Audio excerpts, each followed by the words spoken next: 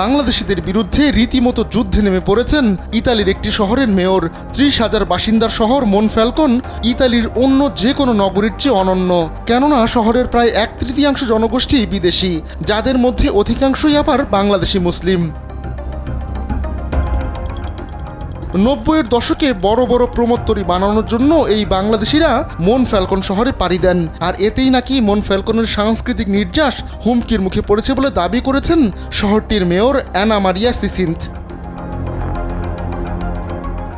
অভিবাসন বিরোধী মনোভাবকে উস্কি দিয়েই ক্ষমতায় এসেছিলেন চরম ডানপন্থী লীগ পার্টির এই নেত্রী। এখন তিনি নেমেছেন নতুন মিশনে। শহর সুরক্ষার নামে এই মিশনের আওতায় সাংস্কৃতিক ঐতিহ্য হিসেবে খ্রিস্টান মূল্যবোধকে সুপ্রতিষ্ঠিত রাখার ঘোষণা দিয়েছেন মেয়র অ্যানা মারিয়া। বাংলাদেশের একমাত্র multinational tiles brand RAK ceramics.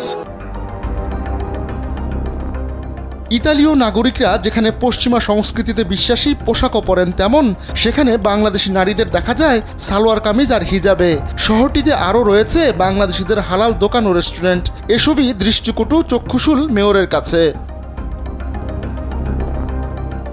শহরের যে অংশে অধিকাংশ বাংলাদেশি বসতেন, সেখান থেকে বেঞ্চগুলো সরিয়ে ফেলেছে অ্যানা মারিয়ার প্রশাসন। সমুদ্রের তীরে মুসলিম নারীরা যে পোশাক পরেন, তার বিরুদ্ধেও আওয়াজ তুলেছেন তিনি। শহরের দুটি ইসলামিক সেন্টারে জামাতে নামাজ আদায় নিষিদ্ধের পর মনফ্যালকনে উত্তেজনা আরও বেড়ে যায়। ইতালির আইনে যে কটি ধর্মের কথা বলা হয়েছে তাতে ইসলামের কোনো উল্লেখ নেই, আর সেই সুযোগটাই কাজে লাগাতে চাইছেন অ্যানা মারিয়া। তবে মনফ্যালকনে বসবাসরত বাংলাদেশিরা বলছেন মেয়রের এই সিদ্ধান্ত স্থানীয় মুসলিমদের ওপর ব্যাপক প্রভাব ফেলেছে। ইতালি ইউরোপের সবচেয়ে কম জন্মহারের দেশগুলোর মধ্যে একটি। গেল বছর সেখানে মাত্র 3,79,000 শিশু জন্মেছে। শ্রমিকের সংখ্যাও কম দেশটিতে। ধারণা করা হয় 2050 সাল নাগাদ ইতালিতে প্রতি বছর 2,80,000 শ্রমিকের প্রয়োজন হবে। তা সত্ত্বেও অভিবাসন বিরোধী মনোভাব প্রধানমন্ত্রী জর্জিয়া মেলোনির।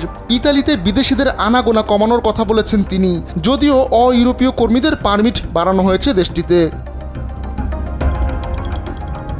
আহমদুল্লাহ শিকদার, কালবেলা ডেস্ক।